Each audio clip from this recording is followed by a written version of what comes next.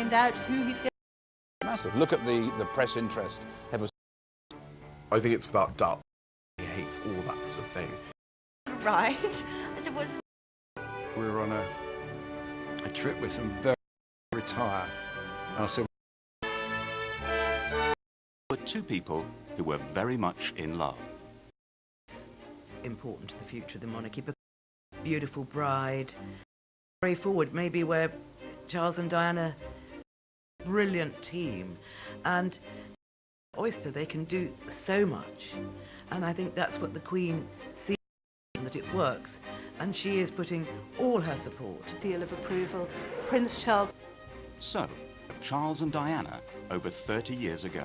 Modern style of royal couple. That it stands a very, very... Because obviously the Queen has had 3 out of her 4 children. Of the biggest royal event for 30 years. From the chefs to the cake marriages. And everything will be planned to the church. Everything in the kitchen starts to get a bit regimented and organised. The sooner it gets to the Asian feeling to create a royal wedding. Because it's something unique. This is possibly a cake for the future king. they're calling it one of the Kate at St Andrews University in Scotland 19.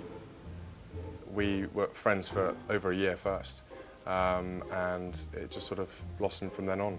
We just had the same interests and just, had a really good time. She's got a really nice sense of humour, which kind of helps me because I've got a very dirty sense of humour. So it was good fun. We had it, things happened. It was a slow burning thing. It started off as a friendship. They were in halls together, they had classes together, they had things in common. It then extended to getting to know each other better on the sports field, and then it was the fashion show that allegedly, and I think truthfully, made William view Kate in a totally different way.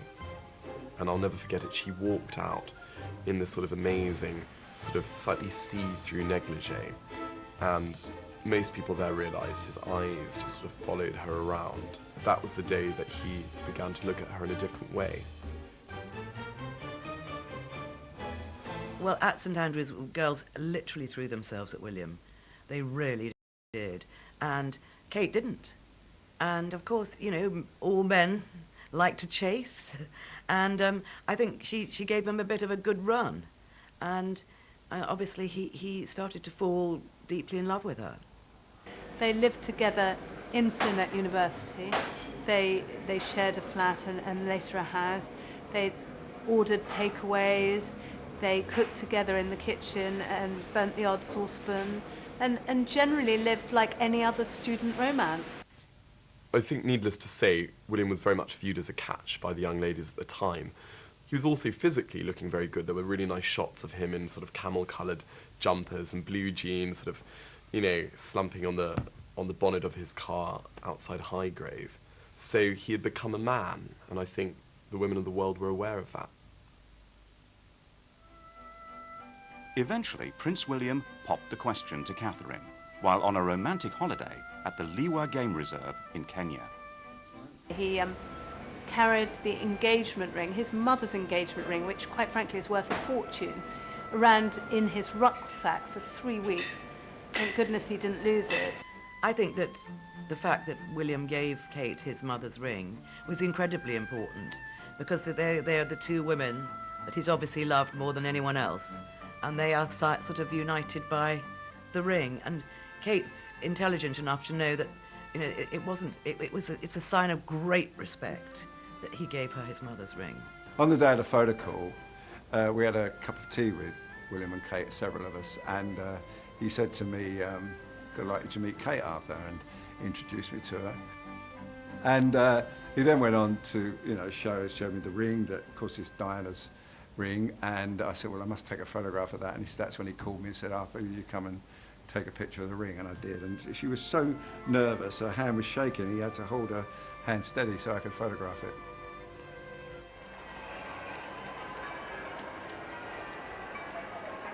So the date is set, Friday the 29th of April.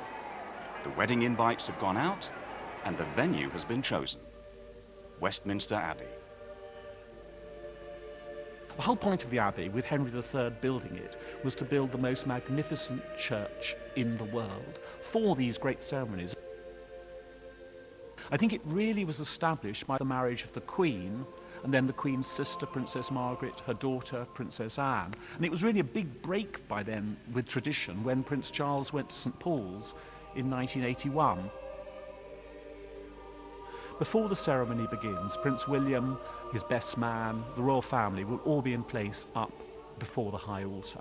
And then Kate will process up from the West End through the whole length of the nave, through the choir screen, to join her future husband up on the great steps where their kneelers are going to be placed. And then the ceremony takes place up by the high altar, and then at the end of it they process back down through the choir, through the nave, to the great clanging chimes of the organ, and in a way to the applause perhaps of people outside the Abbey who've been watching it on great screens.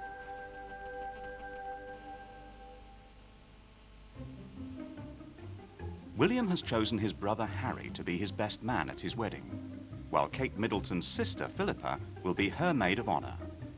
Around 2,000 guests have been invited to the wedding ceremony at Westminster Abbey, and a further 600 to the reception at Buckingham Palace. Well, the wedding is scheduled to start at 11 o'clock, which means it will start at 11 o'clock. And they really dislike the bride being late. I think Diana was 32 seconds late, and it sort of wobbled the arrangements. And after the wedding, William and Kate will drive back in an open carriage to Buckingham Palace, and I think they are then scheduled to be on the balcony for the kiss at about 1 o'clock. And then there will be a reception at the palace, and William and Kate will drive back to Clarence House for a rest before the evening's festivities begin. This wedding is going to be quite an unusual royal wedding. Kate is the first commoner for 350 years to marry a future king, so there will be a variety of middle-class relatives of the Middletons, as well as the usual array of royals and aristocrats and heads of state. The ticket to the Abbey is the hottest ticket in town. We know that. And I think the main is going to be William and Kate's friends. I mean, obviously after 9 years together, they've got mostly mutual friends.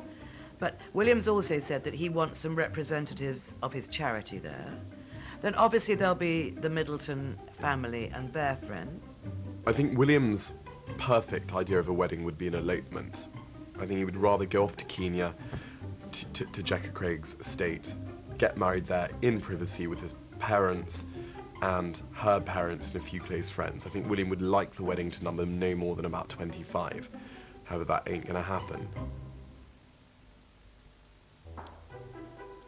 One of the key elements of any wedding are the flowers.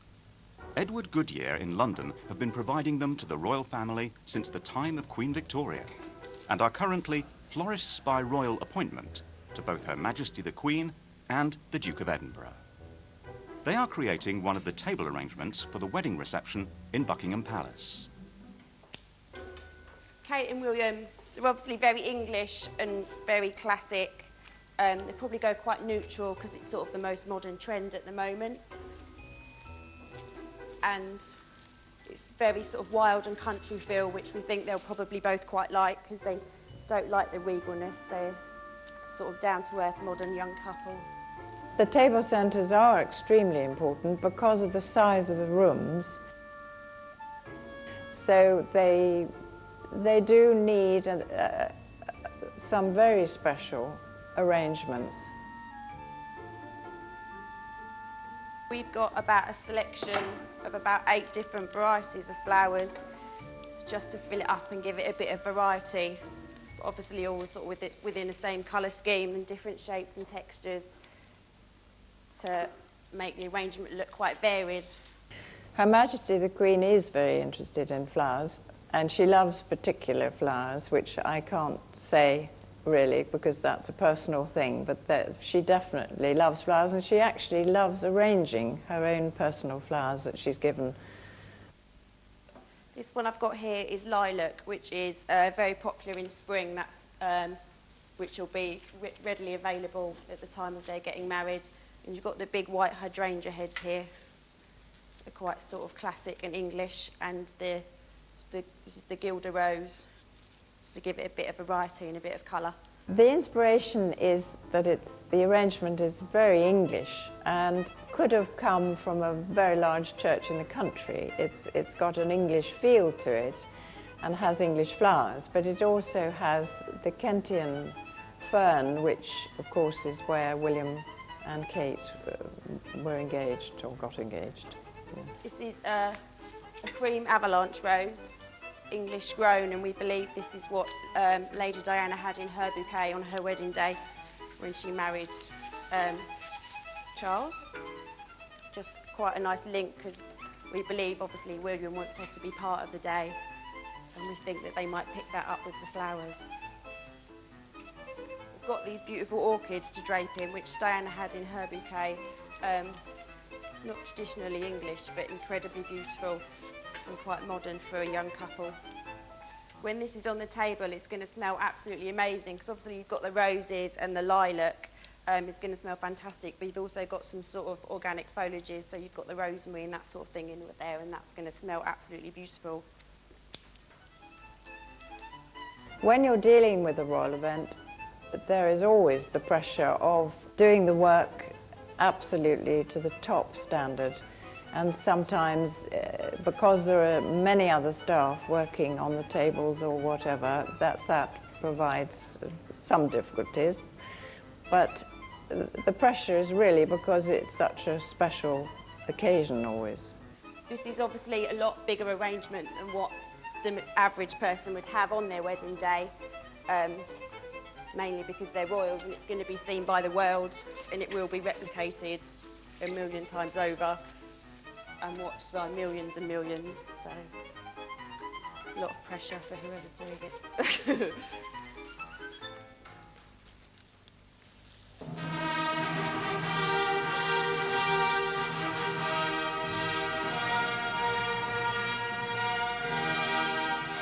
The wedding dress is for many the main talking point of the day. But what will it look like? And who's making it? I think when you go on the catwalk, you know, they would probably put like the veil and stuff.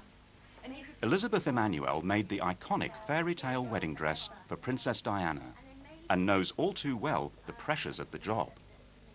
well, I've got to say, when we heard that we were going to be doing the wedding dress, that's when the pressure started, because we were aware that there was going to be hundreds of millions of people watching, and so although we tried to put that to the back of our minds, you know, it was lucky we had a lot to think about, and we were very, very busy, because otherwise, you know, it would have almost been too much. Diana was very hands-on in the design and creation of her dress. Well, we wanted to make the dress very dramatic, and we thought, well, you know, traditionally the wedding dress does have a train, and but let's make it the longest possible. So Diana liked that idea, that we would make it longer than any other royal wedding train. So the longest, we'd done a bit of research, I think it was 23 feet. So we thought, well, let's add on the extra 2, make it really, really long. But still, looking back at the footage from those years ago, you know, you see her coming out the coach, and that is my favourite shot of all time, when she's coming out of the coach, and she's virtually at the top of the steps of St. Paul's, and her train is still in the coach. And I just love that, and I don't think either of us realised the impact. You know, we were thinking in our heads of doing the dress, the train, and visions a bit up the aisle, but that bit was my favourite, when she was going up the steps. I loved that. 30 years on, and it will be Catherine Middleton's turn to stun the world in her own wedding dress. But what will it look like?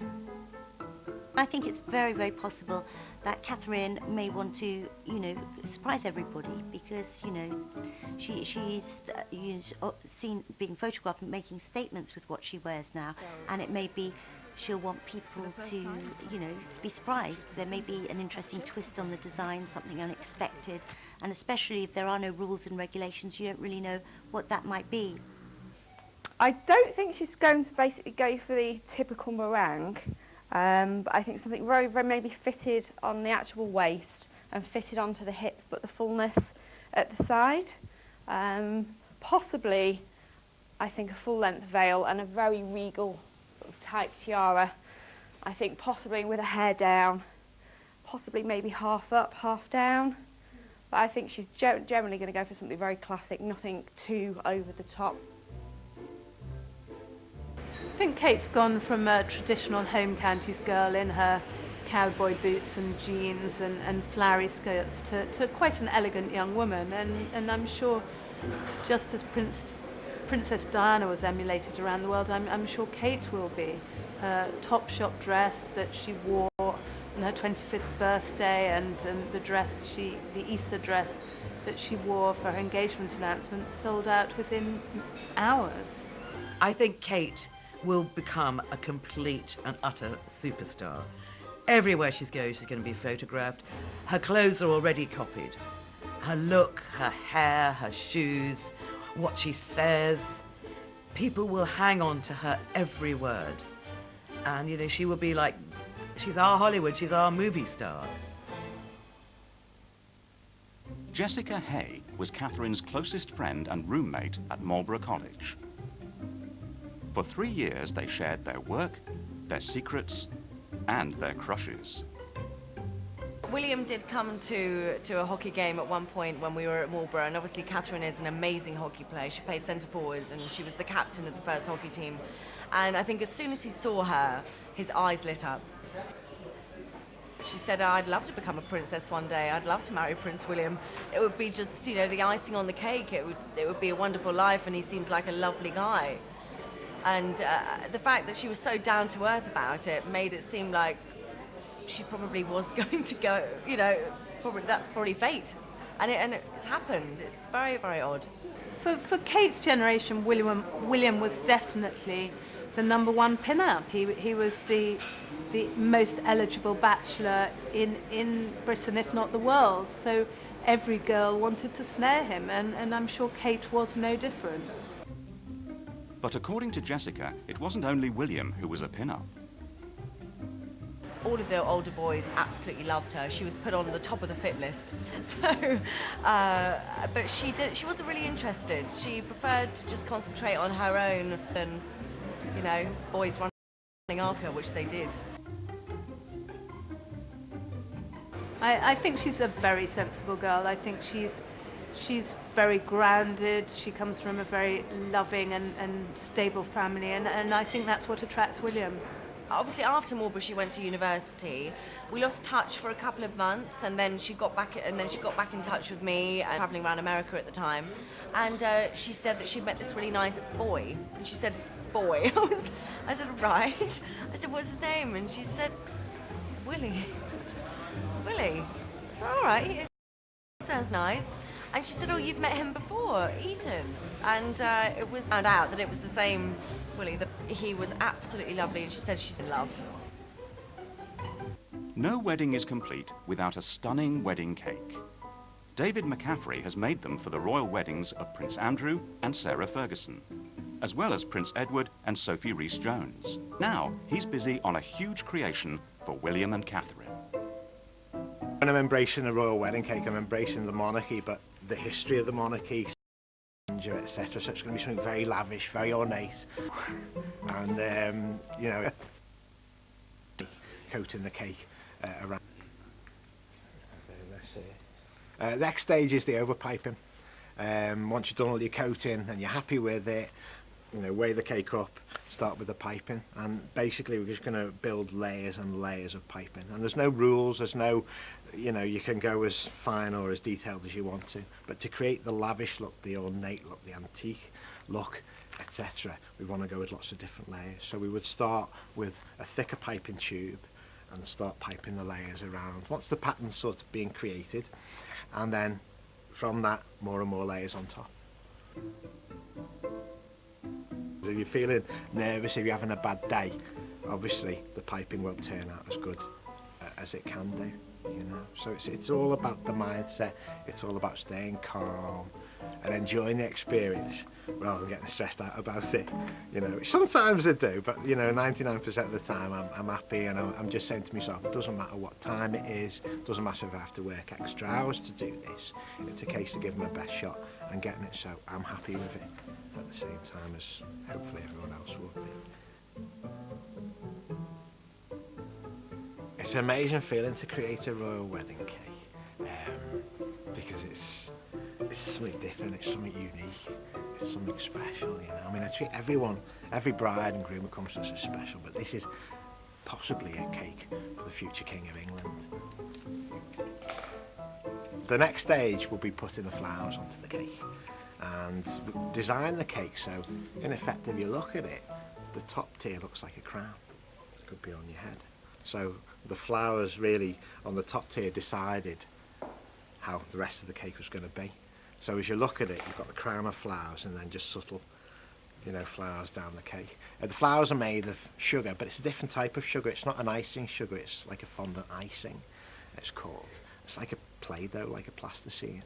And you obviously mould it to soften it down, and then you can texture it and then work it. Now, we don't use any cutters or modelling tools. These are all handmade. So every flower, like a natural flower, will have its own personality. So no flower ever looks the same. So from the point of view of looking at the finished cake, it's got more of a natural look of real flowers. After days of work, it all comes down to the careful final stacking of the finished cake. One slip and it's disaster.